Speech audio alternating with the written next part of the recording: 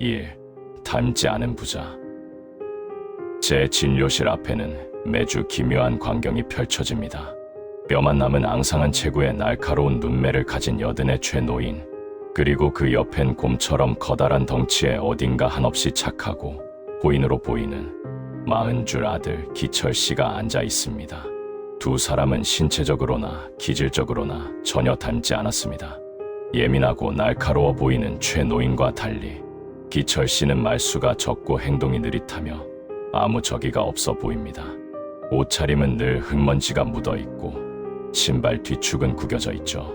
서울에서 성공했다는 형들과 달리 그는 평생 이 시골을 벗어나 본 적도 없고 친구도 없습니다. 평생 아버지가 시키는 대로 농사일만 하며 살아왔습니다. 당연히 장가 같은 건 남의 나라 이야기입니다.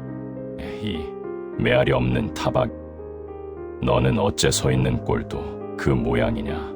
허리 펴고 두리번거리지 말고 입은 다물고. 노인의 타박에는 이유가 없습니다. 그냥 존재 자체가 못마땅한 듯합니다. 접수처에서 번호표를 뽑는 일, 검사실 문을 여는 일 하나하나가 노인에게는 분통 터지는 무능함으로 비칩니다. 한 번은 기철씨가 검사 안내문을 들고 어디로 가야 할지를 모르고 당황해하자 노인이 지팡이로 아들의 종아리를 툭 쳤습니다. 사람들 다 보는 복도에서요. 모자란 놈, 내 형들은 하나를 가르치면 열을 아는데 너는 열을 가르쳐도 하나를 못해.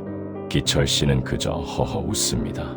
아니, 웃는다기보다는 입 근육을 어색하게 벌려 소음 없는 표정을 지을 뿐입니다. 말대답은커녕 고개조차 들지 못하죠. 그 모습을 보는 저는 마음이 씁쓸해집니다. 저 아들은 도대체 무슨 죄를 지었길래 저 무거운 타박을 온몸으로 다 받아내고 있는 건지. 3. 의사도 알 수 없는 사연. 진료실 안에서도 상황은 비슷합니다. 아버지는 의사가 보는 앞에서도 아들을 타박하기를 망설이지 않습니다. 휠체어를 이쪽으로 밀어야지, 이놈아. 어휴, 저건 언제 사람 구실하려는지.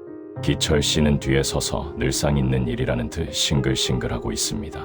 정말로 웃는 건지 웃는 척하는 건지 알 도리가 없습니다.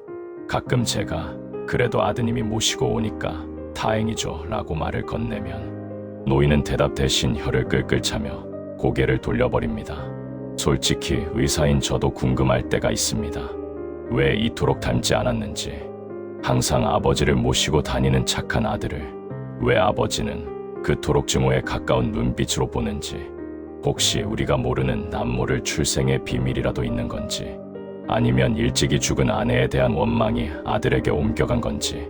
하지만 저는 물을 수가 없습니다. 그걸 묻는다는 것만으로도 책임질 수 없는 일에 말려들 것 같은 느낌입니다. 그저 저 거대한 아들의 굽은 등 뒤로 드리운 그림자가 너무 짙어 보일 뿐입니다. 4. 안쓰러운 뒷모습. 진료를 마치고 나가는 길, 기철씨가 아버지를 업습니다.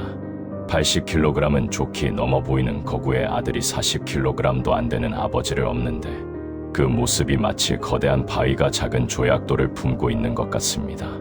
똑바로 업어. 흔들리잖아. 등 뒤에서 들리는 독설에도 기철씨는 묵묵히 걸음을 옮깁니다.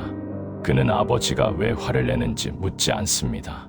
그저 자기에게 주어진 유일한 임무가 아버지의 다리가 되는 것이라는 듯 기계처럼 걷습니다.